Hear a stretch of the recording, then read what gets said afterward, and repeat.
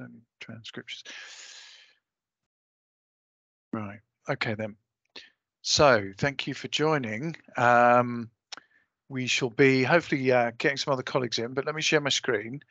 I'll share a bit of a presentation, but also we can have a chat about what, just share what this is about. Mess around with screens for a sec. Good. Hopefully you can see what's now bluish green with Lean Enabled Group written on the front of it. So welcome everyone. I've taken this opportunity to engage with people across the trust, and I've worked at Boldly Close before, and I've worked in different places before, so I've reached out to those connections, and I wanted to share the opportunity that's been developed alongside Guy's and St Thomas's in Royal Brompton, along with myself and Anil, who some of you will know as well. And myself and Anil are currently working at Guy's St Thomas's, but we've partnered alongside Guy's and St Thomas's. We've formed our company called the Lean Enabled Group. We've also joined the register of training providers to deliver apprenticeships. So I'm talking today about the apprenticeship practitioner, which is somewhere around about kind of an A-level grade, if you're thinking about it in those type of levels. If you're thinking about it as improvement science and Lean and Six Sigma, it's a green belt, and it goes kind of yellow, green, black, and master black. So it's right in there at the point in time where it's so very, very accessible for pretty much anyone to jump in and start to learn about making improvements. So that's a little bit of background. Go through the slides just to quickly. Okay, there's Anil and I. I mean, those of you who don't know, both of us have worked together now for probably about 8 or 9 years in the NHS. And the thing we found with these apprenticeships is that the offer from different apprenticeship providers tends to be very, very operational heavy and also manufacturing heavy. So what we found, in fact, there was a provider that started to do teaching here at Guy's and St Thomas's, and they were too manufacturing heavy. They didn't land in the NHS, and the complaints from the learners meant they had to be moved on. And Anil and I took over, and we successfully converted what's improvement thinking, which can be very considered very manufacturing oriented, into NHS processes and improvement for staff, better morale of staff, better satisfaction at work, patient satisfaction, patient pathway improvements, and overall and general kind of improvements for the cause of helping the service with the intention of the service to treat and serve patients. So Anil and I have got all that background, as well as background outside of the NHS, which have supported us to being able to be quite up to speed with all the subjects which are about lean, continuous improvement, leadership, project management, change management, which happen to be all molded very nicely into the apprenticeships, which is where we kind of landed pretty much by accident into doing this. But we love it because we're going to give opportunities to share what we've learned over the many years to others, to make sure that when they try stuff, it's successful. And that's really, we get a lot of self-gratification because we were able to support others do well. So there's us. And our team is bigger than us too, but we're kind of managing this at the moment. And we've got people we have a nurse who's also a psychologist working with us, a project management expert. We've even got the ex-director of transformation from Lego Group, global transformation, all working with us to help support and do teaching alongside us to everybody that's on the apprenticeship to give a really rounded experience. So this is really like, why bother? Okay, it'll change your life. Okay, the improvement skills, the improvement thinking, the change management, the leadership, the project management are a set of life skills. Yeah, people carve these up and call them project management offices, and you've got to go off and do Prince 2, and you've got to be this, you've got to be that. This course, as well as the other levels, but the 4 particularly, is a really good, structured, broad brush with in-depth enough to every subject to be able to go away and practically apply it. And it ain't just your work life. This is how you might improve your home life. And you don't actually go home and go, hey, I'm not going to go to my wife, hey, we're going to now do a project in the kitchen where we're going to organize everything differently, right? It's a mindset. So you get this opportunity over the period of time to really learn stuff that you probably already knew, but actually you can now put it into the box of, hey, I know how to do root cause analysis, and here's my structured thinking. But the level 4 practitioners for everyone. It doesn't matter if you haven't got a strong background. We make sure that in this course you get the basics in the first couple of months, and then we progress into slightly more intermediate learning of the systematic improvement. But it certainly isn't to a level where people kind of, in level 5, there's quite a big jump, lots more statistics, lots more kind of in-depth bits and pieces about running major programs. This is about doing improvements, practically doing improvements and making them work, and changing a mindset for forever, to be honest. And I'm like telling you this is my experience. When I worked at GlaxoSmithKline and I was first introduced with improvement, and a guy like me, I suppose, took me through a system. I was just like, wow, that's the way to think, and I've pretty much done it ever since. So there you go. There is a structure. Level 4 sits kind of. It's not at level 3. Level 3 is reasonably basic. I would say level 3 is not necessarily even one to bother with because it's the same length of time as the level 4. So why don't you just do the level 4? And that's what we're promoting. This is something that will start in October. It's a short lead time. Don't worry about the application process. We'll support you throughout it. Even if your application isn't finished, you can start and you can be on the course with us, and we'll still help you after that with the final parts. I've seen several people just. So we're looking at level 4, and let's go through it. Click again. That works. So we've got, I touched on it a bit. Level 4, we've got NHS best practices. Anil, myself, the nurses, the psychologists, others within the NHS, but we've also got industry, and that's where we combine the both. We'll make sure that it's translatable, so you get some face-to-face training, one-to-one group coaching, and coaching individually every month from our team, myself or Anil. We'll use NHS case studies, your case studies, what you've done, but also ones we've got in our back pockets to try to bring these concepts to life. And we have got simulations with group problem solving and some guest speakers from either inside or outside the NHS to come along. So there's our kind of offer really for you guys to be able to overcome a couple of things. One is that change has to happen. Things don't work right all the time. They quite often don't work right all the time, and then that same problem comes back again, even though there's effort put into changing it. This system will let you, and the teaching you have will let you help others do improvement that sticks. Level 4 is what we're talking about, which will embed improvement skills. It has leadership. It's got staff capability and capacity thinking, as well as sharing your own knowledge and experience. We want to get a group of 20 people here from across GSTT to be able to come together on the same course. You'll be learning things from one another, and it is at a face-to-face training which we give.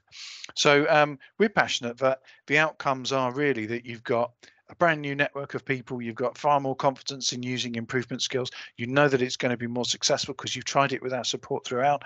You've got the back catalogue therefore of the tools and techniques which you know work. Just give them a try, make them work, adjust them to yourself, and see that the improvements come out naturally. Best thing is that you don't actually have to do it yourself. You bring a team along with you, and that's all part of change management. And that's the way that the course helps you kind of structure your thinking with others. So there is a level 5. The good thing about level 5 is we're already running it here in the trust. There's 27 people, so you will have a network to look up to, if that's the way to say it.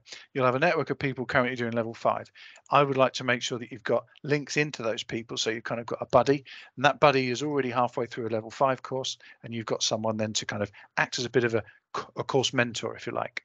So we really want to get some networking going. By the way, on the level 5, there's 5 people from Lewisham and Greenwich, and 1 from Royal Brompton, so you'll have even more chance to network. The level 4 currently is for GSTT people, not that we haven't shared it elsewhere, but that's just the way it's worked out. So we're looking at about 20 people, and we've still got spaces left. It does give you a national recognised qualification. That apprenticeship level 4 qualification is recognised nationally and internationally. And if you've seen many job descriptions lately, they all have something about continuous improvement, project, have you done anything in the past? This is your golden ticket, right? You not only got the experience through the course, you're delivering it, and you've got a qualification. So personal development comes through. We help and coach to make sure that we coach you both in the success of the course, but also how about what it is you're doing in your career? How about in your role? You know, what else do you want to do? This doesn't mean everyone goes rushing off and getting new jobs. It just means within your job, you're more fulfilled, you've got more opportunity, and hopefully there's even more joy. So benefits also have, I've talked about some of our expert team. It's not just us two. You get these people who are so passionate. They're not really available either. We've got them in our network, and they're supporting us because they love what they do. And we've got that networking as well as the final bonus for anyone that's managing others. There is no outlay of payment here. It's very simple. It's funded by a levy fund, which is a tax which is taken out of the profits of Guy's and St Thomas's. 2% of any place that has a turnover of more than $500,000 a year. It's a huge part. It's not getting used. When it doesn't get used, it goes back to the government as tax. This is for development of people, development of people at work. So let's use it. So there's an apprenticeship team within the trust. They deal with all these bits and bobs. You don't have to worry about it whatsoever. You just put a simple application form to them and we do the rest. But no money's needing to be exchanged on this. The course itself, 21 modules. Okay, seems like tons, doesn't it? Actually, most of those modules combine together. So what we're doing is being able to give you teaching, which is condensed a little bit.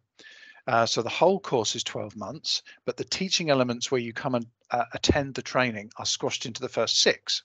And that's because we want you to be able to try stuff in the first 6 and then do it in the last 6. Okay, so you've got an opportunity to kind of have a go, and then we hand the keys over to you. And in the last 6 months, do a project which we support you all the way through to be successful. That project is what you present at the end as part of your qualification. The other really important part of this is that, not like some apprenticeships, you don't have to go off and disappear for a day a week and go and work on your stuff. This is about working in your work and improving your work. So with your manager, we have a chat and say, right, what's a big ticket item you want this person to improve that's part of the service expectation they can work on in the job.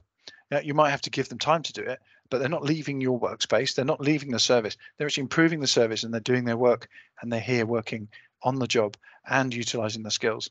So these 21 modules take you through coaching skills, project management, and project identification. There's the clear, good old-fashioned Lean and Six Sigma, which we go into a reasonable depth, which has got change management in it, classic tools like process mapping, getting people around a problem, successfully identifying what the cause is, and then adding solutions which actually do the trick. Finally, keeping it going with sustainability. At level 4 as well, you get the added bonus of some statistical analysis. Now, some people go, "Oh my God," I do, but statistical analysis in this way of working means kind of data for enlightenment. Okay, you get a software tool for this. You don't have to use long calculations and algebra. It's done in a software tool, but you will learn, actually, if we statistically made an improvement, let's plug a few numbers in and go, yes, we have. And that's really powerful in the NHS. Okay, if you're going to try to do something and want to show that it's made an improvement, clinicians will know. And if you've worked with clinicians, they're very, actually show me the evidence. You're going to get a powerful software tool to say, I can tell you we've statistically made an improvement. Statistically, it's proven. And so it helps with both bringing people on board. Statistically, we've got a problem. Can you help? Statistically, we've made an improvement. So in all of this, you get this opportunity to kind of really expand the method of approaching a problem. And that's the bit where I started to first of all say, it changes your thinking process, and it really gives a structure. A, B, C, D, E, not A, E. Oh, I know the solution. Let's go for it.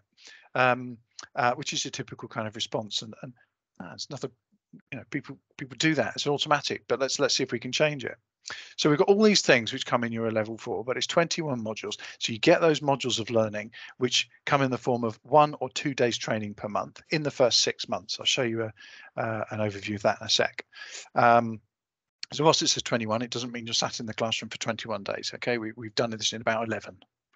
Right, and so there is a commitment of time, and that commitment of time does pay off. You do have to come to the training. If a couple of days can't be made, I'm sure we can make them up. But when you come to the training, the benefit afterwards is far outweighing having that day off or not being in the business for it. I mean, anyone that's had any time with Anil and I in the past, we don't like to have people sitting down when we do our teaching. We like to make sure we're up and about and as a simulation using at least the tools we're teaching. So we make sure that we're not just chalk and talk, that if we're going to learn something that's a root cause analysis tool, we teach it, and then we apply some sort of fictitious simulation, which still brings it to life. So you can actually test and have a go at these things. So the first time you try it, it'll be in the training. So you've actually done it once before you've left.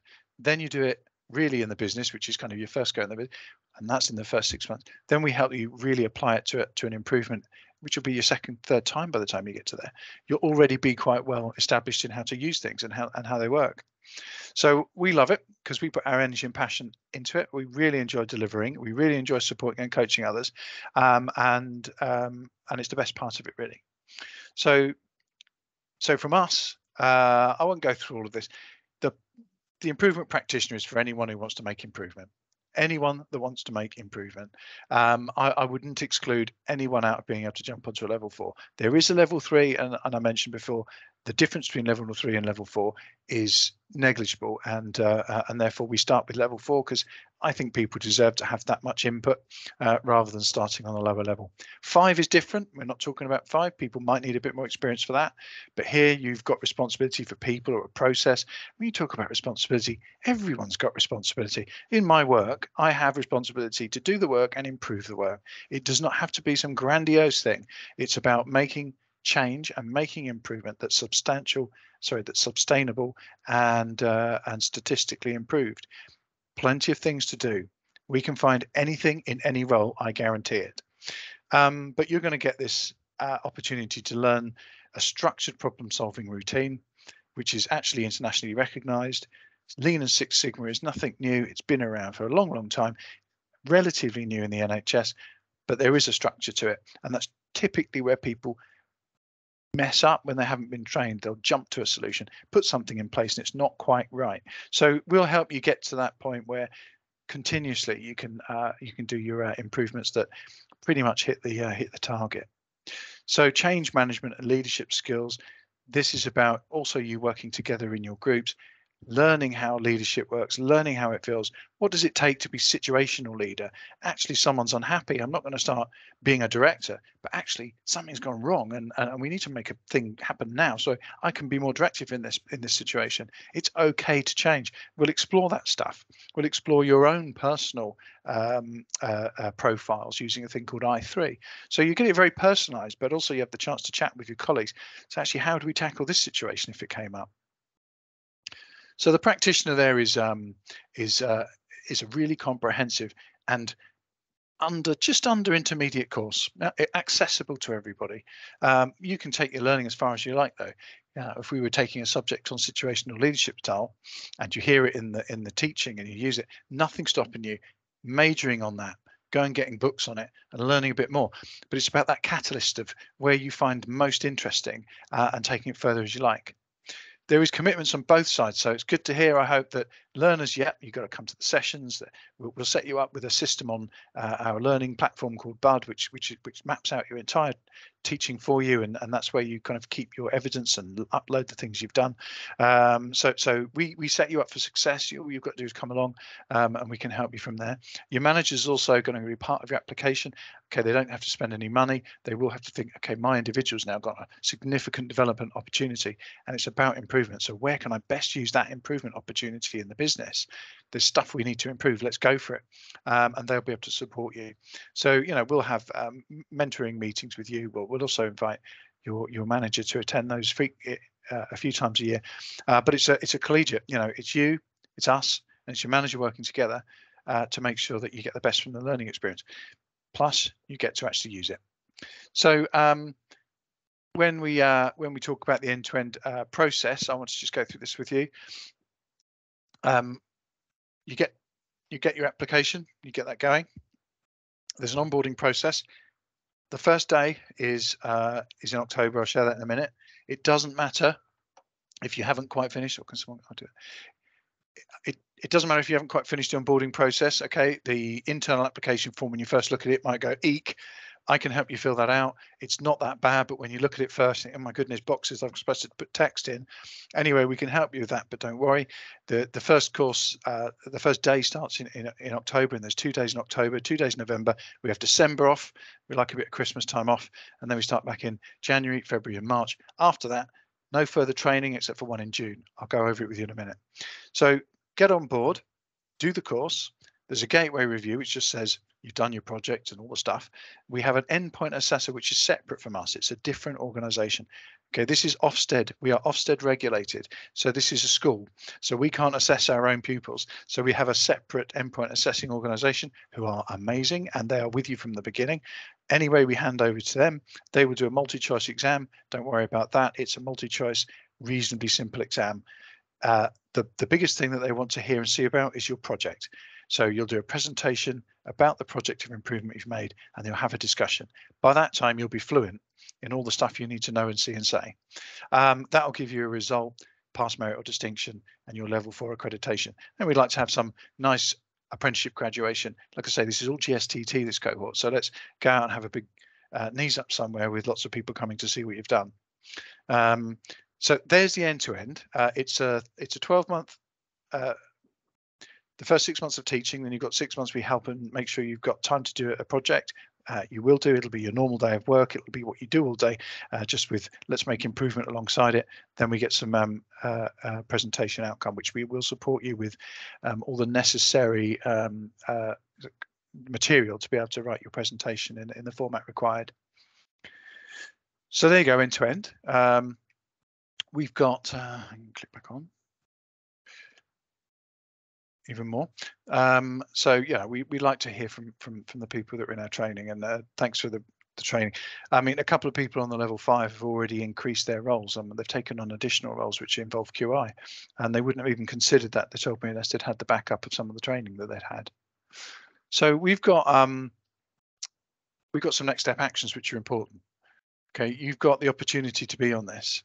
Some of these dates have passed, which is why I mentioned that it doesn't matter. You know, we will support you to be starting this training, even if we have to continue with some of your application points beyond the first or second day training. It's not a problem at all. But there is onboarding processes, internal application form, and then a very quick discussion between us, you and your manager to sign the official documents to get you onto the register. And therefore, when you are successful, you get your qualification. So I really need kind of to understand what your commitment feels like on this, and how you might or might not be able to start in the October version. We will probably have another one next year and look at perhaps, I don't know, maybe April or May time. But you know, the iron's hot and time to strike. We have to think, will there be any more or less time in May? There's always something that's going to get in the way. So I will send, I've sent this out to you already. I just wanted to go through it. I think you've hopefully got this from an email I sent before. So you've got our kind of contact details on there. Let me just get rid of this, and I will put on the screen something else while we chat. Okay, so let me just, right. Okay, good. So I'm going to stop, and I really want to hand over to you for questions. The thing I've put on the screen here is our dates that we've got starting here. The first one on the 3rd of October is a short, maybe 3-hour virtual, where we kind of make sure you've all got your bud. We have a brief introduction, and we set ourselves up for the first day.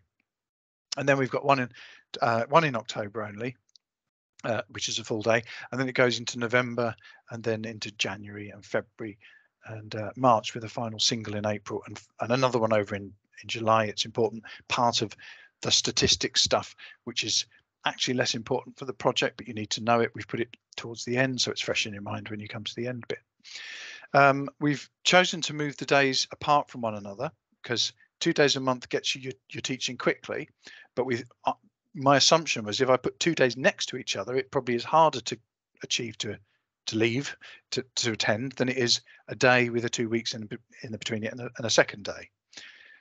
Maybe that's wrong. I don't know, but we gave it a go. So you can see on here that we've planned it out like this. I'll leave that on there while we, you know, please have any questions you want answered. I'll open it up now to that from you all. And I've sent these. So the email that you had with some explanation, you should have had the slides. And in that email, I put a photo of this.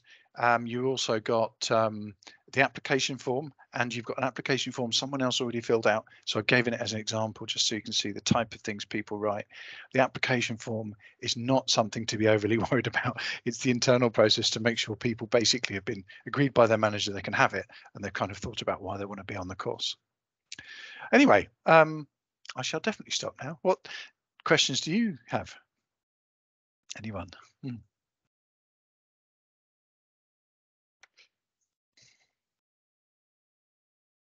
I've got a question, if that's okay. I am scheduled in to have an operation on the 20th of October, and my recovery can be up to about 6 weeks. So obviously I'm not going to be in work for that period of time. Is that massively going to affect me applying for this? Let me just have a look on these dates. 20th of October, 6 weeks, 1, 2. So I think I would miss a Yeah. large chunk in the beginning. Yeah, you'd kind of look, yeah, it looks like you wouldn't be around on the November dates, would it? Yeah. So interesting project management. It's not ideal, right? But it's also what we also do when we do the teaching days is we set a camera up and we run them.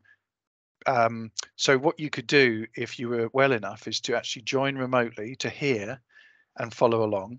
We record the session so that then you'd be able to rewatch it. Well, anyone can rewatch it, but also we'd just spend a bit of extra special time going through it with you separately. Okay. Okay, so obviously that would just be a discussion that I need then with you turned down my service manager, and obviously how it will affect me running the course alongside obviously catching up on workload, etc. Well, true. I mean, indeed, you might have the problem of catching up on workload, right? And that's your problem to solve. So use these things of thinking about it. But Yep. for everyone on the call, it's the same. If you do happen to not be able to come to a day, that's the way we catch people up. We record the session. Well, I know it's face to face, but we, share the slides like this on Teams, and I record it on Teams, and you have access to our Teams file, so you can watch it back, and it seems to have worked quite well. And then we do just a special catch-up session. So thanks for sharing that, Louise. I think maybe you got people's questions if they did think they couldn't make a day. You can catch up. Clearly, we don't want too many days missed, but absolutely, we do realise not everyone can make every session sometimes. Thank you. Okay. Amy. Well, Louise asked a similar question to me, so I was just going to ask more generally, if you couldn't make it, what would happen? So you've answered that. Yeah. Thanks, Nick. In your experience, you know who my line manager is, so I can't imagine there would be a problem. But in your experience, would you say you need to have your line manager 100% on board? Because this is a big commitment, and I'm just wondering, there's line management support in terms of time off work, and how much time, in your experience, out of work do people need to put in? So line manager, it depends on your role. Okay, so you've got even more autonomy than others, perhaps. So if you get a green light from your manager to go on the course, I want to see you making improvements for the service, then all you really need to do is link in and agree the improvements you're going to use. And clearly that's the best option, because if it is a business case plan or whatever that needs to happen, or all the things that happen, right? Improving appointments, reducing the backlog, all those normal things. They're the things that you are probably charged with improving anyway. Okay, so the commitment going on the day's training are really the only things that are kind of different, because you're not in the business for that, but you're learning the different things. In terms of stuff outside of work, I wouldn't like anyone to spend much time outside of their job doing this. The point is that it is, and because it's improvement, it could be different from other things. Like some people are doing their MBAs on their apprenticeships, okay, and they're spending the whole weekend writing massive essays. There is no essays here. If, for example, if you go into leadership, because we do a session on leadership, and that might be, okay, I've learned a few different things about how leadership styles are and stuff. In my next team meeting, I'm going to go and introduce leadership styles, and I'm going to start to change some of the way that perhaps I approach things in it. Now that's you doing something different in the normal way that you've already worked. So it doesn't change that you have to do stuff differently or even create more time. What I would say is that to get your presentation really, really clear, you might spend time outside of work building your presentation up. Okay, and it just depends on what job you've got and how busy it turns out to be. And then you'd be starting to look at the end of the year. So to take all of those trainings out, you've done all of that. Towards the end of the year, you see we've put in days which we've called project working group. Those days you can put to one side, and we can start to build your presentation. So what I'm trying to do is make it as easy as possible to plan ahead and just get stuff done. If you have to do too much outside of work, then in our coaching conversations, we need to chat about that and see how we can change it.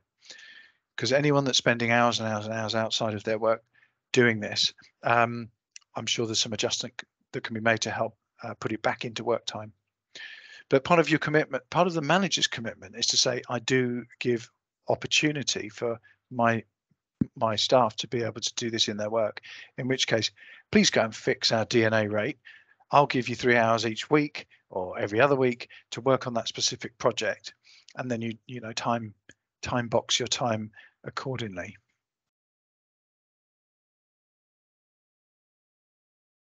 Thank you, Nick.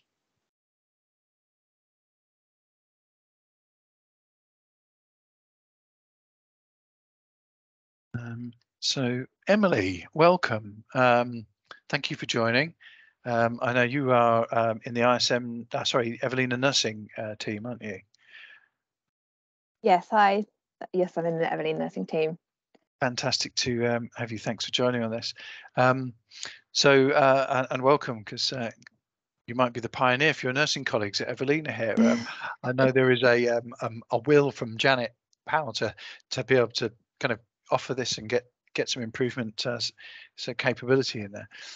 What's your thoughts on how to manage this alongside your role? I think so the role that I do specifically is a very new role, and I've built a new, like, it's building a new service. So there's quite a lot of work that entails, obviously, alongside quite a lot of other commitments. And I applied for a scholarship that's been through the Evelina, and on the back of that, Janet sort of nominated me to at least explore this as something that could maybe help me, from the learning through my scholarship that I've applied for, apply that to like my service in the Evelina as a whole, if that makes sense. So it looks like it's super valuable, and I think it's like the kind of knowledge that I would need to build on in order to actually implement things that I will learn through this scholarship and what I've been doing so far. There's a little bit of interest just about the amount of commitment that in alongside everything else that I would have to do. So, but that being said, I would really like to do it, but I think I just have to have a think about, maybe with my manager as well, about like how that would in reality, I guess, maybe. Yeah, it definitely is that two-way conversation. But if you're building a new service, this is kind of the opportunity, right? I know. But I do it in isolation, so that's the only thing. So it's just me. So the service is me and a consultant, but as in, like, I don't have like that person to do stuff for me if I'm not around, if that makes sense. So it's all on me. So that's the only other thing so if I'm not around, there's not someone that can sort of fill that in for me. But that's the hit the service has to take for the sort of maybe thinking more in the future, so that I can build it. Do you see what I mean? Well, I do, and also, we chatted earlier with the team here about, there's hopefully 20 people on this course, so you're not on your own. So there's a networking opportunity, the confidence building, the support you get from the Lean Enable group. Myself and Anil, we've been in the NHS a long time. We've done lots of major and smaller change programs. So the support mechanism you get from this is almost as valuable as and hopefully as valuable as the actual teaching bit. So good. Okay. Fantastic. And Nicholas, is it, or Nick? I mean, I'm a Nicholas there, but I go by Nick. How are you?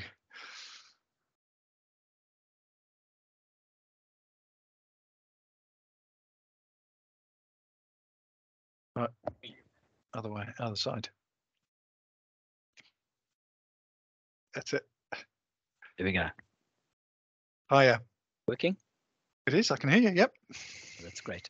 Okay, so I'm actually from an external organisation contracted with the NHS, OpCare, working with Amy and her team at Bowley Close. So we want to participate in initiatives and activities here where we possibly can. So I'm at the introductory stage, just understanding what this is all about. Fantastic. Well, and Nick, I mean, sorry to interrupt, since you were here, so as you know that about some of the changes that happened up here. So, and Nick Finn is new into the team, and the structure of the prosthetics service has changed. So for the first time, we've got Nick in as a full-time operations management role. Excellent. So that's why I invited him along today, for the two of us to really think from a prosthetics MDT perspective, who could be most appropriate for this round of training, because I have no doubt that quite a lot of my staff would absolutely benefit from this. It's just thinking about the logistics, the logistics of it, of starting now. Yeah, I understand that, and that's fantastic, because I we did a workshop, didn't we? What now? I don't know, 9 months ago, say, which included everybody from Bowley Close and UpCare was there. It was good, and there was obviously lots of things that could improve. It's good to see you here, Nick. Nick, from the UpCare perspective, I hope what we can do is link into the UpCare organisation to be able to put you or your team onto this. Okay, so you won't be able to draw down from the apprenticeship levy from Guy's and St Thomas's, I don't think, but if UpCare is a large enough company to pay into the levy as it is, then you'll have your own levy payment, and you can, we can do it like that. So not too complicated. We can just work out where the levy payment comes from, and that, but something to chat with UpCare. Okay, UpCare is probably a reasonable sized company, right? So if it's a reasonable sized company, it's probably paying into the levy already. Fantastic. All right, so. And Louise, sorry, Christian, I haven't seen any extra chat in the box. Have you got any questions? Otherwise, okay.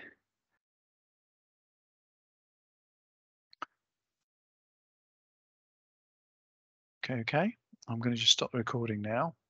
I'll work out a way to send that